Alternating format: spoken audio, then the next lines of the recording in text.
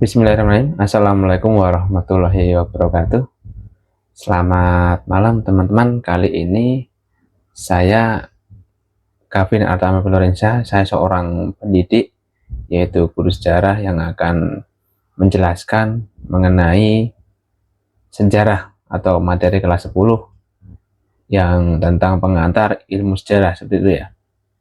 Jadi materi ini sangat unik sekali, sangat luar biasa untuk diperkenalkan kepada peserta didik siswa kelas 10 ya, terutama yang mana intinya nanti sejarah ini nanti akan sangat berguna sekali untuk kemajuan dan identifikasi jati diri bangsa yang berawal dari masa lalu untuk masa depan yang lebih baik gitu ya.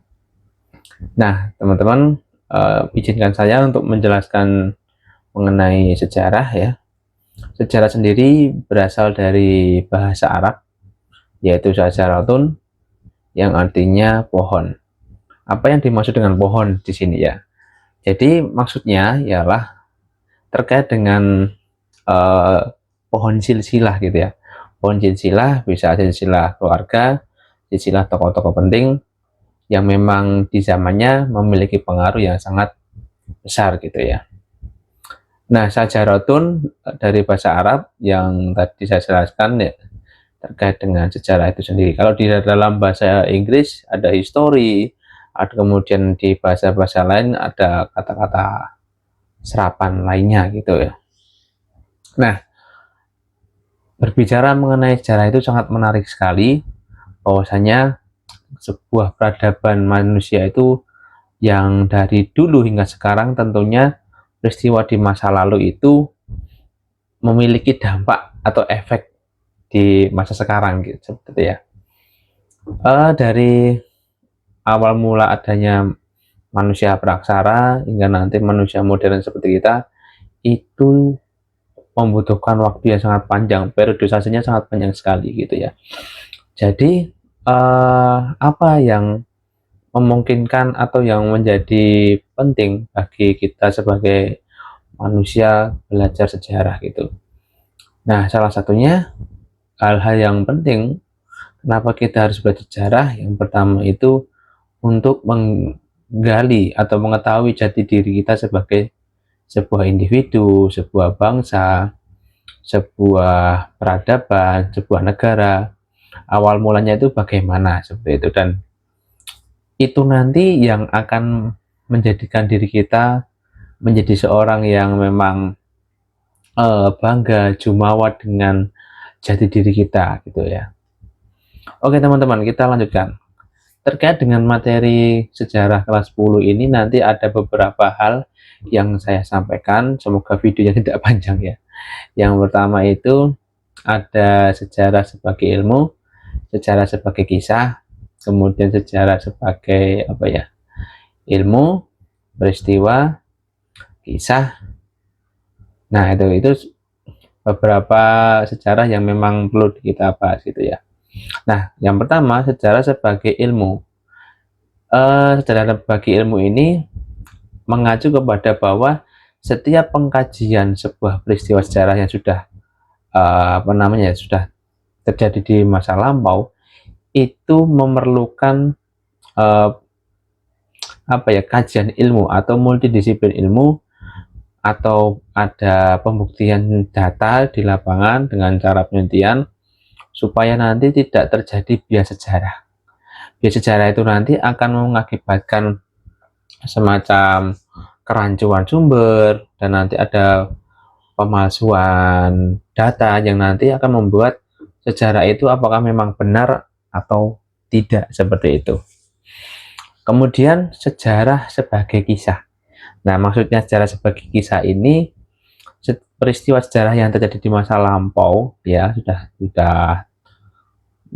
berlalu tahun-tahun gitu ya, di masa yang lama, kemudian itu diceritakan kembali oleh generasi waktu peristiwa sejarah itu terjadi hingga generasi yang sekarang. Biasanya bisa melalui tradisi tutur atau melalui gampangannya cerita-cerita yang ditulis atau diabadikan gitu ya.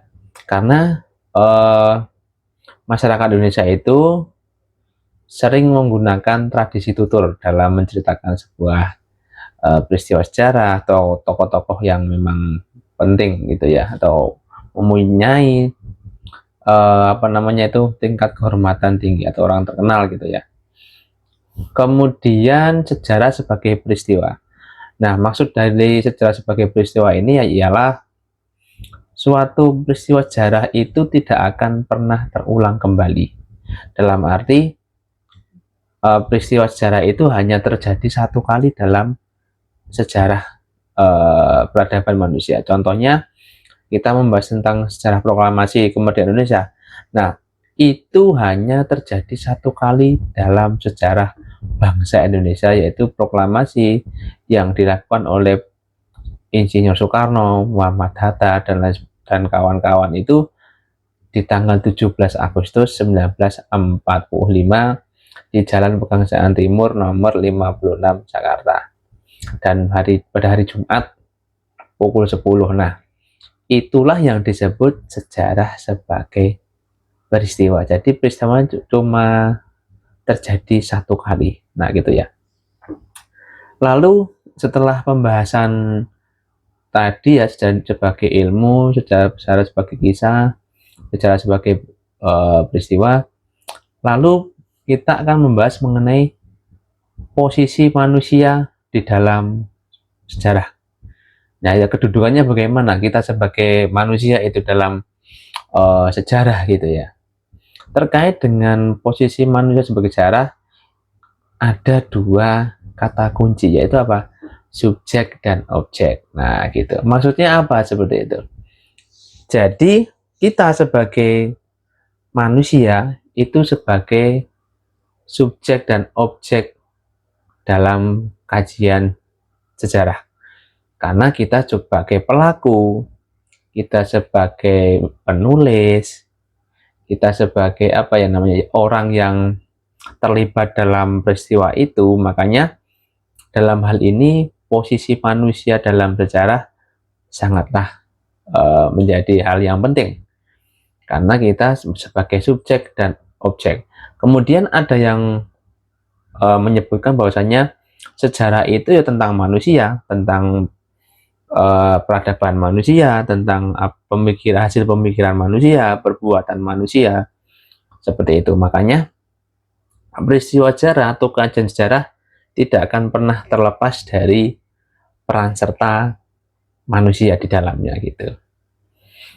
Oke ya teman-teman. Kemudian di dalam pengkajian sebuah sejarah nanti juga kita akan bertemu dengan konsep sinkronis dan diakronis dalam sejarah. Apa itu konsep sinkronis dan diakronis dalam sejarah? Nah, di sini kita mengacu kepada bagaimana seorang manusia atau seorang peneliti itu menyusun kembali serpihan-serpihan peristiwa sejarah itu menjadi suatu kisah atau cerita yang urut tanpa menghilangkan sisi-sisinya, atau tanpa terjadi bias sejarah seperti itu. Makanya perlu dalam penyusunan kembali narasi sejarah yang sudah terjadi di masa lampau, agaknya perlu untuk mempertimbangkan adanya konsep sinkronis dan diakronis dalam sejarah. Kalau diakronis itu mengacu kepada urutan peristiwanya atau secara kronologi, kalau sinkronis itu penyatuan atau kajiannya lebih luas, tidak hanya satu saja gitu. Makanya ketika teman-teman menjadi seorang peneliti sejarah harus memahami konsep sinkronis dan diakronis dalam sejarah. Nah, seperti itu. Lalu terkait dengan bagaimana caranya kita melakukan penelitian sejarah. Nah, penelitian sejarah menurut Dr. Kunto Wijaya ya almarhum itu ada beberapa metode atau tahap-tahap, atau bisa juga disebut sebagai langkah-langkah gitu ya. Nah, yang paling pertama nanti ada pemilihan topik Kemudian yang kedua itu pengumpulan sumber atau disebut sebagai heuristik ya. Kemudian yang ketiga itu ada verifikasi, verifikasi sumber sejarah ya, atau kritik sumber. Kemudian nomor berapa tadi? Selanjutnya ya, selanjutnya adalah interpretasi atau penafsiran sumber-sumber sejarah yang sudah kita kumpulkan, sudah kita pilah-pilah gitu ya, menjadi beberapa bagian sesuai dengan tema yang kita ambil atau kajian yang mau kita ambil gitu. Kemudian yang kelima ada penulisan sejarah atau historiografi. Nah, itu nanti kita bahas lebih detail di video selanjutnya gitu ya. Nah, yang pertama kita bahas tentang metode penelitian sejarah tadi. Yang pertama, pemilihan topik. Nah, teman-teman, misalnya teman-teman menjadi seorang peneliti sejarah, dalam menentukan sebuah topik penelitian atau kajian penelitian sejarah, tema ini ada dua hal penting yang perlu teman-teman ketahui. Yang pertama adalah kedekatan emosional, kemudian yang kedua yaitu kedekatan intelektual. Nah, dalam pemilihan topik itu, kedekatan emosional dan intelektual itu sangat penting. Nah, misalnya saya seorang guru sejarah atau peneliti sejarah gitu ya, dan saya berdomisili di daerah Wonogiri misalnya. Kemudian saya tertarik dengan sejarah lokal di daerah saya. Nah, kemudian saya akan melakukan penelitian mengenai daerah saya. Nah, itulah yang disebut sebagai kedekatan emosional. Kedekatan emosional tempat tinggal kita gitu ya. Tempat tinggal seorang peneliti, asal peneliti. Makanya disebut sebagai sejarah lokal. Nah, penelitian sejarah lokal berdasarkan kedekatan emosional dari peneliti itu. Nah, gitu. Kemudian ada kedekatan intelektual atau sejauh mana seorang peneliti itu menguasai topik bahasan itu. Tadi kan saya sudah mau meneliti daerah tempat tinggal saya karena saya hidupnya di situ sudah lama.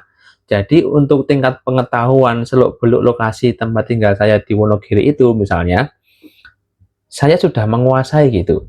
Makanya itu menjadi sangat menarik dan membantu saya supaya lebih dapat mengerti kondisi dari wilayah saya gitu ya. Nah, makanya perlu dipahami juga kedekatan intelektual dan emosional itu sangat penting dalam pemilihan topik penelitian sejarah gitu ya.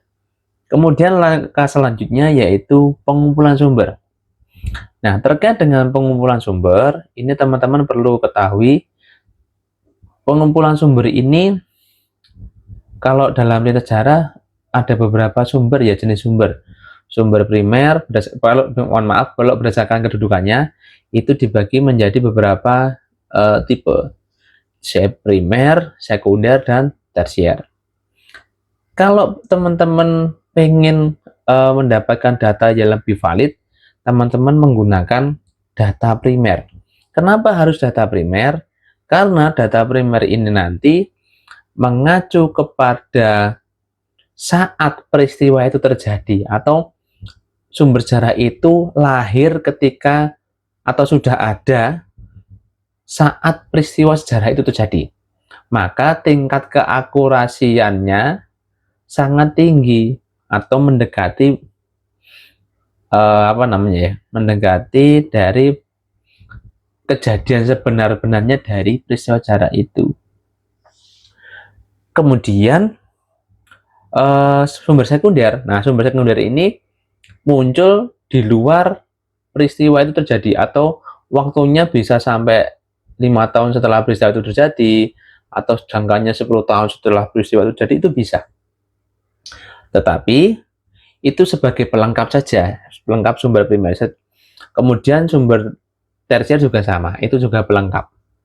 Makanya perlu adanya pengumpulan sumber berdasarkan tadi ya, tema yang kita pilih gitu ya, atau kita kaji gitu ya, sesuai dengan rumusan masalahnya kita kumpulkan berbagai sumber sejarah itu, bisa nanti bentuknya arsip atau prasasti atau foto dan lain-lain gitu, banyak sekali ya.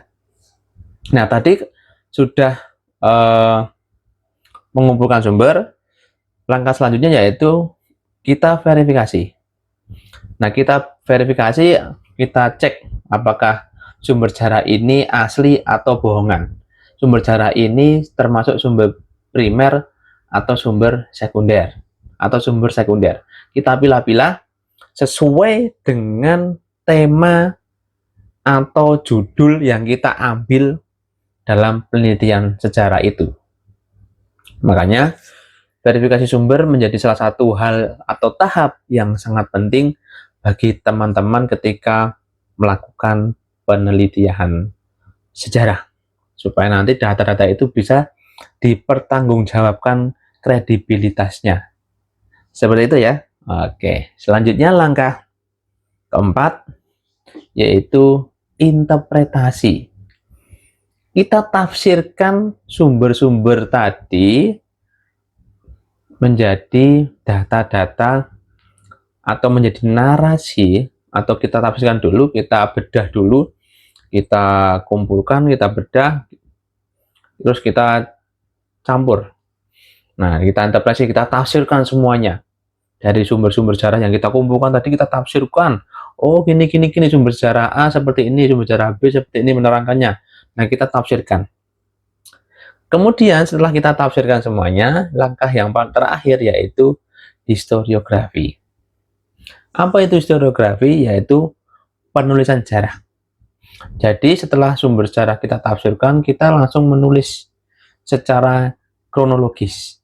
Nah, secara kronologi dengan bahasa yang nanti bisa dipertanggungjawabkan, mudah dipahami oleh semua kalangan pembaca, sehingga kita itu atau pembaca di luar apa yang kita kuasai atau di luar akademik kita, pembaca kan banyak ya, bukan hanya dari kalangan kita sendiri sebagai seorang guru sejarah atau yang berkecimpung dalam bidang sejarah. Mungkin yang dari luar sejarah atau masyarakat secara umum biasa lebih paham gitu apa yang kita maksud dari hasil penelitian kita itu. Nah, teman-teman, penulisan sejarah ini sangat penting. Ini nanti di tahap yang terakhir, seorang penulis atau peneliti sejarah akan diuji kemampuannya dalam menyampaikan hasil penelitiannya dengan data-data yang sudah ia peroleh, dan nanti akan dipertanggungjawabkan, atau data itu akan bisa dipertanggungjawabkan secara keilmuan atau kredibel, tidak mengada-ada. Karena di dalam sejarah tidak boleh kita memanipulasi data. Kita bisa ngomong A karena di sumber sejarah A menyebutkan itu. Kita bisa ngomong B karena ada sumber sejarahnya yang bercerita tentang B. Begitu juga sebaliknya. Makanya sejarah itu, kalau kita ngomong sejarah, kita harus berbasis data gitu ya. Nah, teman-teman, sekian video yang singkat dari saya. Semoga bermanfaat mengenai tadi pengertian sejarah, kemudian konsep sinkronis dan diakronis dalam sejarah, kemudian posisi manusia dalam sejarah, dan metode penelitian sejarah. Kapan-kapan kita akan sambung mengenai sumber-sumber sejarah ya. Semoga di video selanjutnya akan lebih menarik lagi. Terima kasih atas waktunya, atas supportnya. Jangan lupa mampir di channel YouTube saya dan dukung terus channel YouTube saya, semoga bisa berkembang dan bermanfaat bagi banyak orang. Terima kasih. Salam bicara sejarah. Wassalamualaikum warahmatullahi wabarakatuh. Bye bye teman-teman. Bye bye.